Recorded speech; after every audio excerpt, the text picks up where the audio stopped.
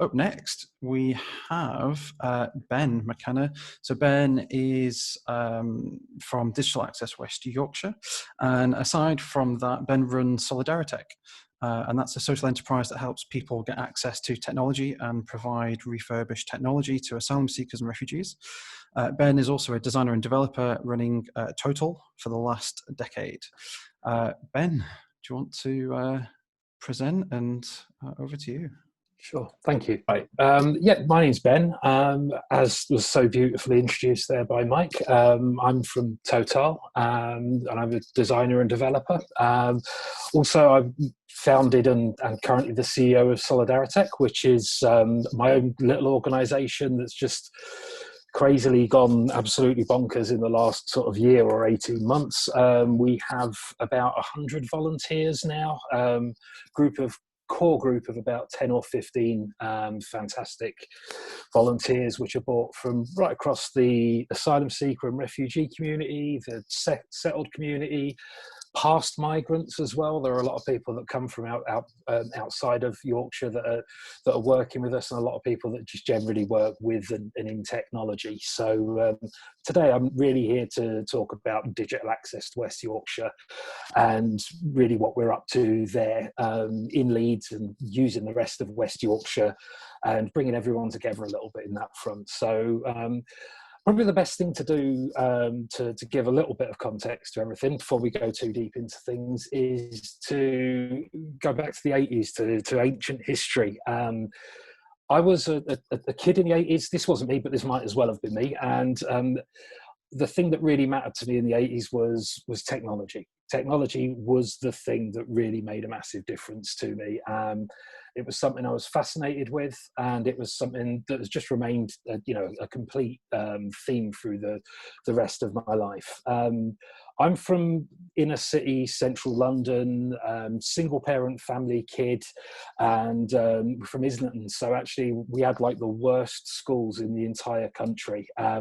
So people often think, life's paved with gold down there and all of that sort of stuff. It very much wasn't. There was, all sorts of strife and kind of a lot of heroin and crack just happened and all of that sort of stuff. So there was a lot of poverty there. And my mum worked like a Trojan, 2 or 3, sometimes 3 jobs, mostly to get me access to technology, because she thought that was something that was really, really key.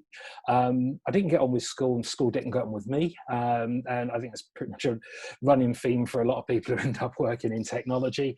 And actually, I left college with, some pretty risible GCSEs and absolutely no A levels. I left college and went into work, mostly as I had a flat to pay for. That's another story.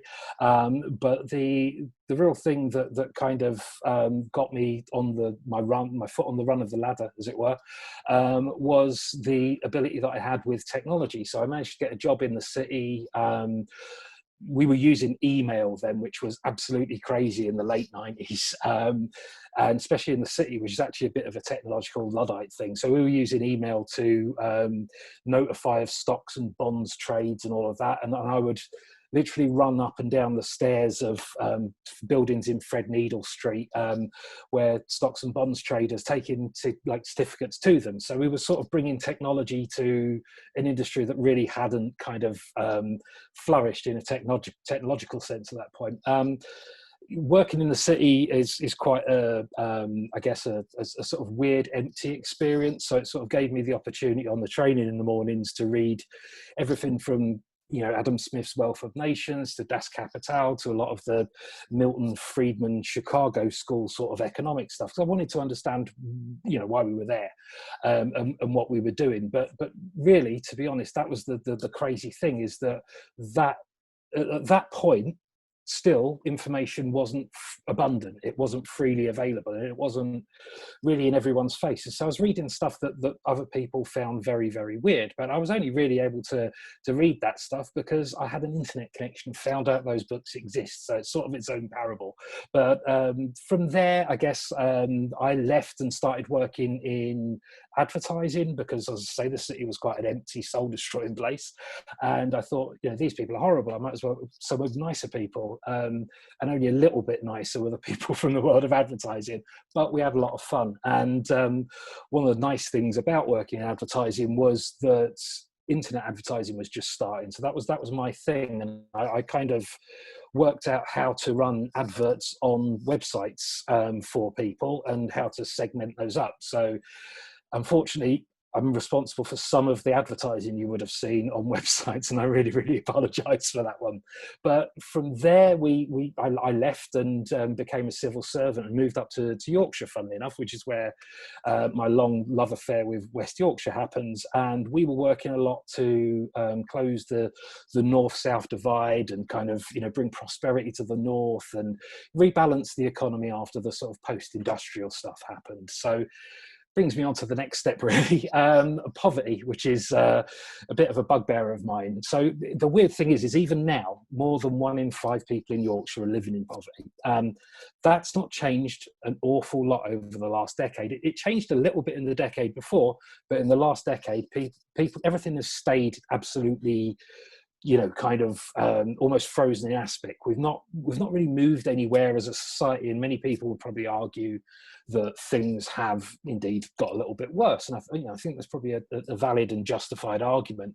Children and young people are hardest hit by poverty. So if we consider that 1 in 5 people, which is 20-something%, are affected by poverty, that goes up to 30% for children. Because obviously pensioners have their pensions protected, triple lock and all of that kind of stuff. But what we're seeing is actually that poverty most harshly affects children, which is maddening and amazing, but also drearily predictable. So it's one of those things that for me really kind of grates with me. I think, I grew up in a time where we expected progress, where our parents expected to provide better than they had for their children. And now we're in a state where can we actually provide better for our children? I don't know. It doesn't seem like society's moving forward. And I think a lot of people have probably argued that it's regressed a fair bit as well. So one of the interesting stats here, and I'm just bombing stats at you just to give you a bit of context. So apologies if it's a little bit preachy, but you'll find me on Twitter for the rest of the preachy stuff. But households earning under 10k, which is a ridiculously low amount considering, kind of what minimum wages are and what the hours are and all of that stuff. 49% of those people won't have internet access. So over half don't have it, that is absolutely amazing. If you think, when I talked back earlier about, finding books to read because I wanted to understand things, that jump onto the internet to find out the books that you need to read doesn't exist. And that's absolutely crazy. There's no ability to make that little jump. If you are thirsty for knowledge in some way or another, not being able to actually kind of, make that first step is incredibly hard. And just to kind of give a little bit of context above that, households earning more than 40k, which isn't a massive amount, 91% of those people have internet access. So that's the crazy idea about how poverty manifests itself digitally nowadays. That's the real thing of it. The access to digital tools, the access to digital devices, the access to just actual digital provision, a pipe into their house, is massively changed when you just go a little bit up the income ladder. So you consider that 2 people earning 20 grand in a household, are much more likely to have internet access than one person earning, beans, essentially, which what earning sort of under 10k actually is. So we're looking at people on benefits and people who are really struggling. And how hard is it to do that? I mean, when you consider a bus fare nowadays costs about 4 or 5 quid, that's absolutely terrifying. So the real kicker, the one that comes after that, is that 21% of council housing tenants just not online at all, which is absolutely crazy when we consider the effort that Leeds Council are trailblazers in this kind of stuff. And I take my hat off to them in a general sense, but they actually can't speak to, they can only speak to 80% of the people that live in their housing through those means. When we consider that democracy, and when we consider that, that people are actually engaging the digital by default agenda and stuff, and people are actually engaging with citizenship, for want of a better word in this country, with that, they're actually precluded from that, which is just absolutely crazy. So spinning this forward and putting this into some more context, poverty and COVID is quite interesting as well, because, you know, ultimately, a lot of us are lucky that we're able to go out the door and go out to work should we need, you know, and a lot of people are in, you know, key worker jobs or really, really important jobs. So they're actually getting the outside time. But our kids are, you know, precluded from taking part in outside life. So digital access is a hugely, hugely important thing for those children. And to not have that, or to be precluded from that, or to have one laptop in your house that the mum or the dad needs to work on while the kids have to scrape a bit of time around it and they'll have to time share and share, it's just absolutely crazy, and really is just one of those things where we should be doing better. You know, if you think about the fact that, you know, a third of kids are not engaging with set work at the moment, that's incredible. I mean, it really is. A third of kids are essentially not at school at the moment. We need to work out a way to be better at that as a society and as a group of people. We need to work out a way that's better than that. So access to technology is an issue for 23% of children, which I guess means there is that, you know, sort of 10% drop off of lazy bastards, and I probably would be one of those, sorry for the language. And, you know, when you look into it more, you know, schools with a higher free school meals pupil count, you know, 52% of kids aren't engaged in learning there, which is just catastrophic stats. If you think about, we're supposed to be entering into this bright new sort of post-Brexit world where we're an independent trading nation, and half of those kids won't be able to grasp even the slightest opportunity because they're just not engaged, and because they can't move things forward. We're supposed to be, you know, kind of firing ourselves off into a beautiful British flag rocket ship into, you know, the stratosphere and all of these things, and really we're just setting ourselves up for a fall here. And you know, whatever whatever other countries are doing, whatever anything is doing, we should be doing better than that as a country. So ultimately, educational attainment and digital access go hand in hand. You can see that they're impacting on each other, and they're compacting because they're just landing on each other in a number of ways. And we're really storing up, you know, a lot of issues for the future with what we're doing. So what do we do? How do we get past this gap? Well, I don't really know. You know, it's 4.5 years till we can vote for a new government.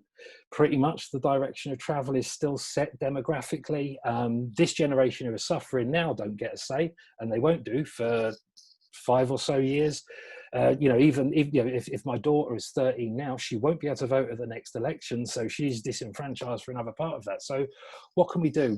You know, what things can we make? The only thing we can really do is to make sure that that gap is tweezed, is just pulled together a little bit. So, and I'm not the progenitor of this, by the way. I mean, I run Solidaritech, and I'm a bit of a gobby sod who stands up and says these things in the wrong place. But Digital Access West Yorkshire came about, and I'm last on this list for a very good reason, because there are some absolutely fantastic people involved in here, as well as our technicians, of which there are 3 volunteers technicians that have come on board now, and they will be on our website, but I need to get around it, and I was writing this talk today.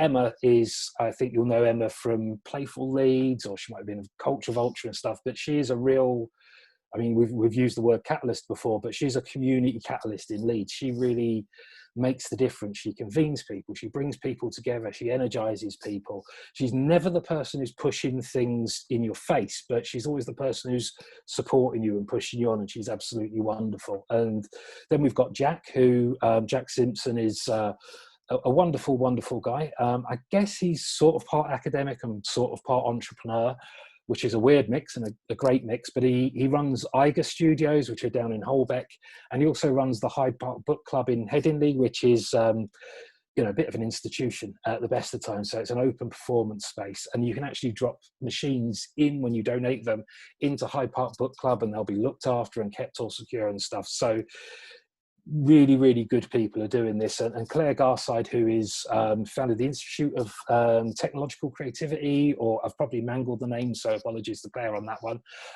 But she's also part of Leeds University. These guys got me together and said, tell us the Solidaritech process. And I'll be honest with you, the Solidaritech process is trial and error, which all good tech solutions are.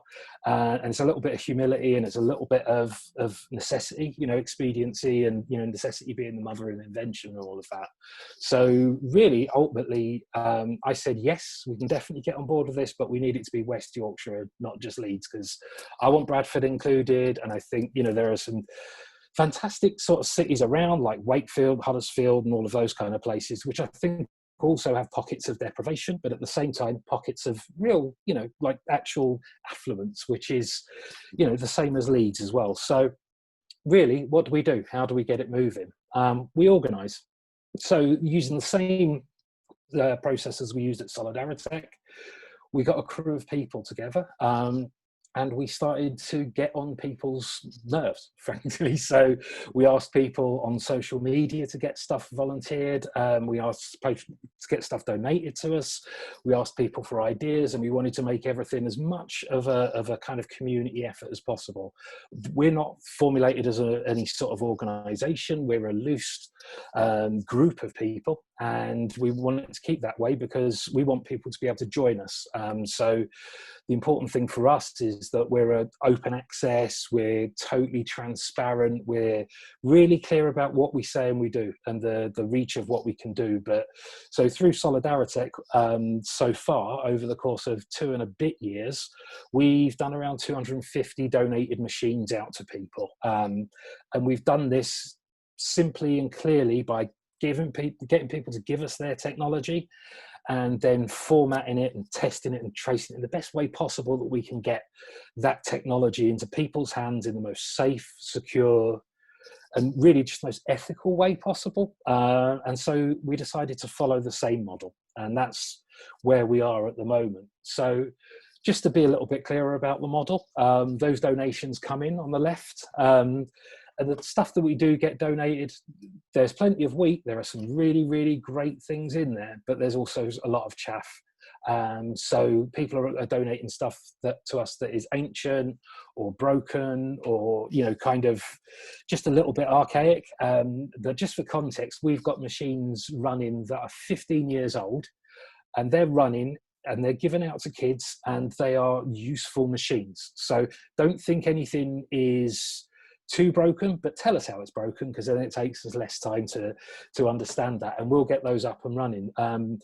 Some of the older machines that we have do have to go on to Linux Mint or open source platforms because they're specifically lightweight and they simply can't run the modern Windows 10 that's necessary or something like that. So there are compatibility issues, but what we'll try and do is make it as easy and as straightforward as possible for those people picking things up. So even if it's a case of putting LibreOffice on it rather than Microsoft Office, or putting like say Linux Mint or an Ubuntu variation on there, we can get those machines out to people, and that can give them access. The hardware still works, the webcam still works, the web browser is what everything is delivered through now. We were talking about the internet being a new thing earlier on. It's certainly not anymore. The whole world is viewed through the web browser, and that's usually what people need to join Microsoft Teams. And if there are any problems, we'll get them back and we'll give them to people that need access another way. So they might not be able to run Microsoft Teams. We'll give it to people that need access to help their mental health, or to just speak to their family, for God's sake. Then maybe they can run Skype or some old sort of variation of that, or Facebook chat or something like that. So that it all stems from having technology, which is digital access. So essentially we get those donations in. The first step in that process, and I'm sorry to talk about process because I know it's boring, but the first step in that process is to get rid of the data. Okay, the liability that we have on those machines when they're sat there is the fact that there is someone else's data on them. So we get rid of that data in the clearest, easiest, simplest, but most secure way possible. We ask people to wipe the data off beforehand and talk to us about that. We'll help you. We'll give you some stuff. There's some guidance on the website. There are free tools. There are paid tools. There's even tools that come inside Microsoft itself and inside of Windows. 7's a bit harder to find, but 8 and 10 all have tools to sort of factory reset your machine. So making that secure data wipe, getting rid of all of that stuff, and then getting it into someone's hand is so much quicker if you help us wipe it. But when we receive receive it, we'll blank it, and if there is financial, medical records, or if it's company records, we'll work with you to come towards some sort of solution that you're happy with, that your IT people are happy with, that your compliance people are happy with. So, you know, it's a real bespoke solution, but we've got a million little tools in our Swiss Army knife. We're not, you know, we're not a massive sword that's going to cut through the problems of society, but what we are is a little Swiss Army knife that have got a bunch of tools to go away from that. And then we just install the operating system over the top of that and gift it out to people. It's that simple. So where can you do that? I mentioned Hyde Park Book Club below. It's a pretty, it's obviously a pretty distinctive little building, and it's there at the bottom of, just on Hyde Park Corner between Headingley, the Otley Run bit there, and the university. If you went to university in Leeds, you might have known it somewhere as a place that you bought cigarette papers to roll up your cigarettes with, shall we say. It's one of those kind of institutions, but Jack and his team and the crew there have turned it into a fantastic place. You know, it says wine, beer, food, arts, music, coffee. There's florists there. There's our technology there. There's, you know, our tech guys are there, and there's also you know, kind of a lot more that goes on there as a venue and as a space. There's bookshops and all of that, as the name would suggest. So give it a visit. If you want to take some technology down there, absolutely do that. It's a really good, really central, really close place. And I think, you know, local Leeds businesses especially will need that assistance after COVID to get back on their feet. I think they're open pretty much every day this week, but I think 11 till 4 is their hours. Check their socials for an idea. But Jack has been a massive help offering out this space to people, and I think the least that we can do is patronise it in a way that helps them guys get back onto their feet, because they're a tremendous local indie. So get down there, do things. You can see it a mile off. There's even parking outside, which is absolutely rare, and we'll be dropping off and delivering and taking stuff from it. And if you want to donate to Solidaritech too, you can do so there. Just say, this is Solidaritech, this is Digital Access West Yorkshire, and they'll split the lot up. I could not be more highly recommending of these people. Sales stuff done. So progress to date. I guess you can see everything that's coming through there. We have people donating machines, really, really, really surprisingly high levels of really good machines and high volumes of machines, which is absolutely fantastic. I'm not sure quite why, but Jack's in the bottom there doing big, massive power stances. But you've got Stuart Clark from Digital Leeds is there. Climate Action Ilkley, as we were talking about, West Yorkshire, and pockets of affluence as well as pockets of, you know, kind of, should we say, less affluent people. Climate Action Ilkley are doing collections for us at booths in Ilkley, which is just phenomenal. We've got boxes of stuff together there. The more that it's donated and the more that comes into us, the more, even if it is slightly broken, we can cannibalize. We can make things from things. You know, that's what techies do. They make, do, and mend. So if you've got something that is slightly iffy, tell us why it's iffy and still bring it into us anyway. And that will help us to get that straight into the cannibalization pile. But from you know, tiny acorns, what, 6 weeks ago, this is really, really doing Leeds proud. And I'm not from Leeds, I'm from London, but I came up to Yorkshire to be in Leeds, even though I moved off to Bradford after that one. And I'm massively proud of the place. I think what they've achieved, businesses, individuals, climate change groups, political groups, you know, non-political groups, you know, it's absolutely fantastic what those guys have done. So really, how do we get involved? And the big thing of that is essentially your technology. You know, there are school kids that need your technology. So if you've got an old laptop that you've not used 3 years, that's, you know, kind of sitting there as a doorstop, or if it's on your shelf, or you've got it in a cupboard, look, know that these people will securely wipe your data for you. Because the data on that machine isn't worth anything to them. So we'll tell you how to securely wipe the data yourself. We'll then do it a little bit more. And, you know, within a matter of days, if that machine works, that will be out in the hands of a school kid, where there are people being referred to Digital Access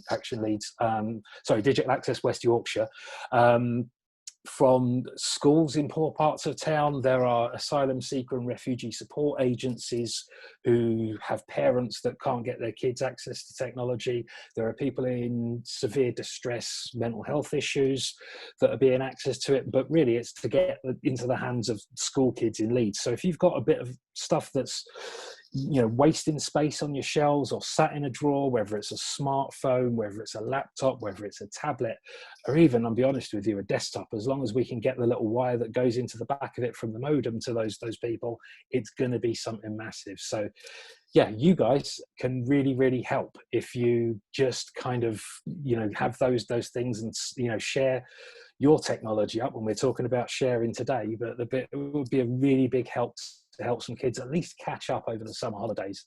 It's a really, really big thing, and it could be a massive amount of help. So thanks for the chance to speak. Thank you very much, Ben. Really incredible work that you guys are doing. If anyone's got any questions, please chuck them on the Q&A. And just to kick us off, what about, so you mentioned sort of, you know, the digital access is really important. What can we be doing in terms of, like, you know, can you accept SIM card donations, and like how do you get people online as well? So, you know, if they don't have access at home, is there any work around that that's happening?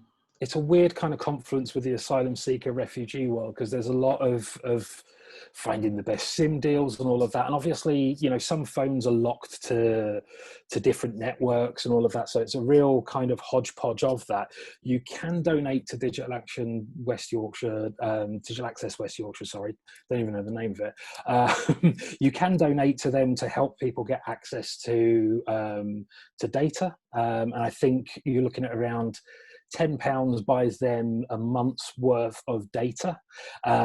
We try and be provider agnostic, but there are a lot of good mobile phone companies actually working from Leeds, like O2, and that the deal with O2 for about £9.60, including VAT, sorry, I had my head in the figures all day, will get someone access, so a pay-as-you-go SIM for a month, which will cover you for 5 gigs of data, which it doesn't seem a massive amount. You can actually get unlimited SIM cards, and we'll tell you where the best way to do that is.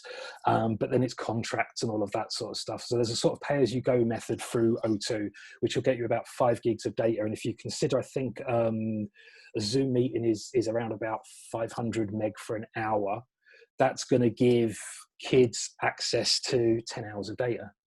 So that's 10 hours of schoolwork that they wouldn't usually have, or maybe we can find space on a tariff, or maybe if there is a company out there that has an existing SIM arrangement with a large provider, for instance, you know, a lot of companies, a head office in Leeds, they could maybe donate 10 of their SIM cards from their company tariff up until kids start school back in September. The world is, you know, our oyster where that sort of stuff, and the only limits are really people's generosity. Mm-hmm. Cool. Okay. Question here around what sort of first-hand impact have you seen through some of that work and the tech that's been donated? Okay. You know, what difference is that making to people? Right. I guess I'm going to take this back to Solidaritech in terms of impact, but you can superimpose one from another. Solidaritech is people who are given sanctuary in this country then get a free scholarship, which is, you know, not to be sniffed at, you know, close to 10 grand's worth of education. But what they don't get is any access to the technology to do that. So we've got a Sudanese human rights lawyer who is converting his human rights qualifications, human rights law qualifications, to be a British human rights lawyer, who was getting 20 minutes access at 10 to 8 in the morning on the computer room at the college. Absolutely insufficient for what we might need it to do. Thanks to Solidaritech, we've given him a machine which he has, you know, he can just type away to his heart's content. Considering he's got like 30,000 words worth of dissertation, it's a big deal, and it's going to help him a lot. We don't see that we're white knights coming in and saving people. We're really just giving people tools. It's just like, there you go, have a hammer, have a fishing rod, have a whatever your tool is. You know, the worst thing we can be is saviors to these people, but that gives you a rough idea. We've also have people who've founded their business. If you find us on Twitter, you can support someone who is founded her business on Solidaritech technology, has been going for a year, and is basically getting together learning resource materials for refugees and asylum seekers to learn English. So really fantastic stuff. And, you know, the people that have volunteered with us, just in terms of impact, we've helped people get their leave to remain status sort out, find legal representation. We've helped people from the local community where we are in Girlington get access to universal credit, which doesn't seem like a lot, because it's not. I mean, it's a pittance, but actually that person was trying to do it on a broken mobile phone screen from 10 years ago, you know, so it's a huge difference. Just having the access to use a mouse and to use a keyboard makes a huge difference to some people. When you've got nothing, something is a lot. Yeah, absolutely. Amazing. The final question here, techie one. So this is from Paul. What, I think you arrived late and was just interested in what operating systems that you're putting on this tech. Okay, for us, it's the most appropriate operating system.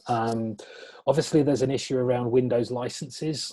We've been speaking to Microsoft since Liverpool last won the league, it seems like, but it's been a real chore to get through the operating system license keys that we need. Some machines come with license keys on them, some of them are soldered into the motherboard, some of them are on the UFEI end of things. It's really boring techie stuff, but if you have any Windows licenses through your companies or anything like that going spare, give them to Digital Access West Yorkshire, because they will need them.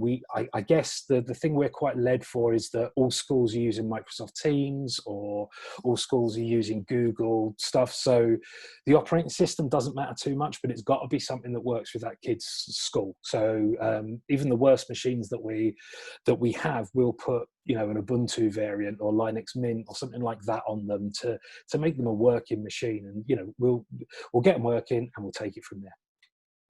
Cool.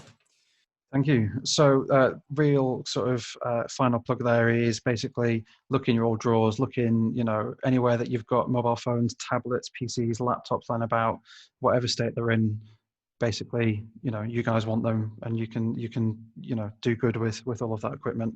And yeah, not put them on Music Magpie, but donate instead. Great stuff. Thanks very much, Ben.